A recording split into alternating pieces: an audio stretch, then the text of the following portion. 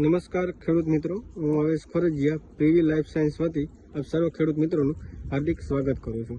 આજે આપણે વાંકાનેર તાલુકાના એક અમસર ગામમાં એક પ્રગતિશીલ ખેડૂતની મુલાકાતે આવે છે, જેને મેં 8 દિવસ પહેલાં એક ડેમોન્સ્ટ્રેશન આપ્યું હતું માઇક્રોસોલ, જીઓક્સોલ અને ગ્રેડ 5 જે પ્રીવી લાઈફ સાયન્સના ખાતર આવે છે, જેને આપણે રોપમાં ડેમોન્સ્ટ્રેશન આપ્યું હતું। તો એમાંથી કેવું રિઝલ્ટ મળ્યું કે આજે ખેડૂતના મુખેથી સાંભળી। તમારું એક નામ અને નંબર જણાવજો। મારું નામ ખોરજીયા નૂર મોહમ્મદ।